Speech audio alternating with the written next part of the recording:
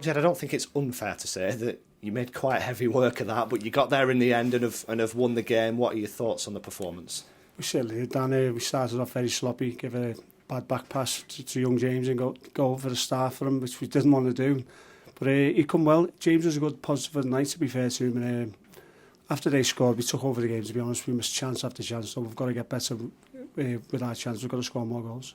I think it was 37 attempts on goal to score 3 times. That conversion rate's a bit of a worry, isn't it? It is, yeah. At least the positive thing is we created chances to me, but as I say, we've got to be more, have more quality in the final third and score more goals. We got a lot of crosses and we just got nobody on the end of them. We're making silly runs.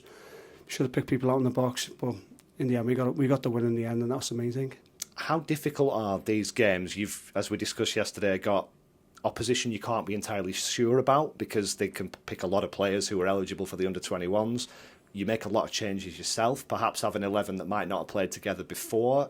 How much does that count for the performance and perhaps not quite looking as coherent as you would ordinarily? It's really tough, Dan. I've played in them games myself. There was nothing to play for today except obviously the prize money, which means a lot to us, to be fair. But some of the lads, as much as they're trying, it is hard to go out and play against 17, 18-year-old kids, and you're a first team who's played 200, 300 games. But you know what? They conducted themselves well in the end. As I said, we got the win, and that's the main thing. The patience shown to sort of keep plugging away, I think it took 68 minutes to get a goal. Is that another positive you can take, the fact that they stuck at it? Well, I thought it was going to be one of those nights, Dan, where we weren't going to score because it was just flying past the post. And I think we had the crossbar a couple of times, made a few good saves, but no, they kept plugging away and we kept moving the ball side to side. I thought Joe Beres was very, very good today, and he took his goal well at the end, made 3-1. So it's one of those things, you just go out and you obviously would like to score more goals than we did, but we never. So against the 10 men as well, I mean, bizarre incident that led to the red card, and then that changes the dynamic, does it, where Leeds sit in and invite you to come and break them down? Well, we watched them against Fleetwood and against Paul Fail, and they do try and pass the ball out. So in our game plan, we was going to jump all over them, take the ball off them. But obviously when they got the man sent off, which was for the elbow on Seamus, they went long, so it was all to us. But we got a lot more of the ball, and they got the ball really well and got some great crosses in. You mentioned your debutant goalkeeper, James Rogerson, there. At 1-0 down, there was a one-on-one situation where he made a save and the ball came out off his chest.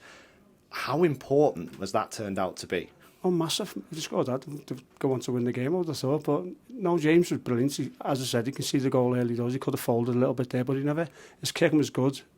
What he had to do, he done really, really well. I was made up for him. He done really well.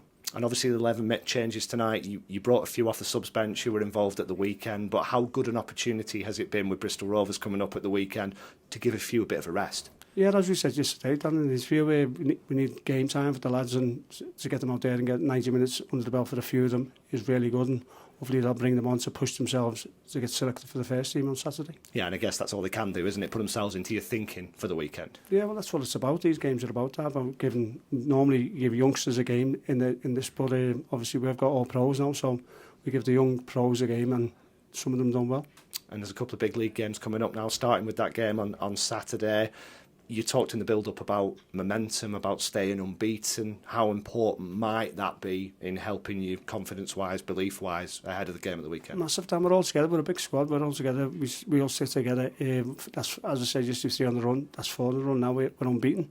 So we've got to keep going. Take that into Saturday's game, which is massive, and that's our priority on Saturday's game.